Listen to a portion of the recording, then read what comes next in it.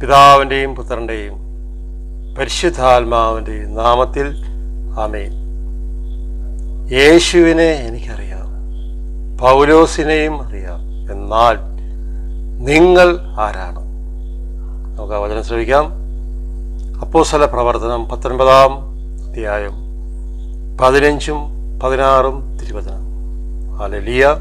യേശുവേ നന്ദി, യേശുവേ ആരാധന. എന്നാൽ അശുദ്ധാത്മാവ് അവരോട് ഇപ്രകാരം മറുപടി പറഞ്ഞു: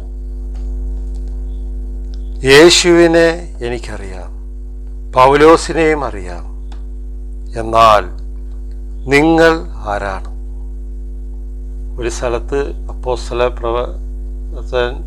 പ്രസംഗിച്ചുകൊണ്ടിരിക്കുമ്പോൾ രോഗശാന്തിയും എല്ലാം കണ്ടപ്പോൾ ഒരു വ്യക്തി ഒരു പൈശാചികതയുള്ള ഒരുത്തിൻ്റെ അടുത്ത് ചെന്നിട്ട് അവനെ പിശാചിനെ ഒഴിപ്പിക്കാൻ നോക്കിയാണ്. അപ്പോൾ അവനോട് സംസാരിക്കുകയാണ്: യേശുവിനെ എനിക്കറിയാം, പൗലോസിനെ അറിയാം, നീ ആരാണ്? അങ്ങനെ ചോദിച്ചിട്ട് അവൻ്റെ മേൽ ചാടി വീണ് അവനെ ആക്രമിച്ചു. അപ്പോൾ ഈ പൈശാചികത ഏതെങ്കിലും ഒരു വ്യക്തിയിലുണ്ടെങ്കിൽ അവൻ നമ്മളെ ആക്രമിക്കും. എന്താണ് നമ്മൾ ചെയ്യണതെന്ന് നമ്മളറിയില്ല. 16-ാം വാക്യം. അശുദ്ധാത്മാവ് ആവസിച്ചിരുന്ന ആ മനുഷ്യൻ അവരുടെ മേൽ ചാടി വീണ് അവരെ ആക്രമിച്ച് കീഴ്പ്പെടുത്തി. അവൻ്റെ മേത്തേക്ക് ചാടി വീണ് കീഴ്പ്പെടുത്തി, അടിച്ച് നഗ്നനാക്കി ആ പട്ടണത്തിൽ ഓടിച്ചു. തിന്മയുടെ ശക്തിയിൽ നമ്മൾ തിരിച്ചറിയണം.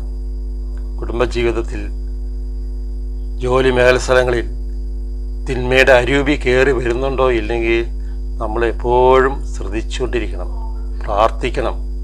3 നന്മ നിറഞ്ഞ മറിയെങ്കിലും ചൊല്ലിയിട്ട് വേണം നമ്മൾ ഏത് ജോലിയിലും പ്രവേശിക്കാൻ. പഠനമായിക്കോട്ടെ, മേൽജോലികളായിക്കോട്ടെ, ഏത് ജോലി ചെയ്യണമെങ്കിലും 3 നന്മ നിറഞ്ഞ മറിയം ചൊല്ലിയിട്ട് നമ്മൾ മുന്നോട്ട് പോകണം. അപ്പോൾ പരിശുദ്ധ അമ്മയുടെ മേലെങ്കിൽ നമ്മെ പൊതിയും, ശക്തിപ്പെടുത്തും. ഇവിടെ കണ്ട അശുദ്ധാത്മാവ് വസിച്ച എഴുത്തിനെ അടിച്ച് നിലത്തിട്ട് കളഞ്ഞു. മനുഷ്യൻ തന്നെയാണ് ചെയ്തത്, നമ്മളറിയില്ല. പിതാവായ ദൈവമേ, ഞങ്ങളുടെ കുടുംബങ്ങളിൽ ഏതെങ്കിലും തിന്മയുടെ ശക്തികൾ, അന്ധകാര ശക്തികൾ, പൈശാചിക ശക്തികൾ ഉണ്ടെങ്കിൽ ഒരു നാമത്തിൽ പുറത്തു പോകട്ടെ എന്ന് പ്രാർത്ഥിച്ചുകൊണ്ട് പിതാവിൻ്റെയും പുത്രൻ്റെയും പരിശുദ്ധാത്മാവിൻ്റെയും നാമത്തിൽ ആമേൻ. ആവേ മരി.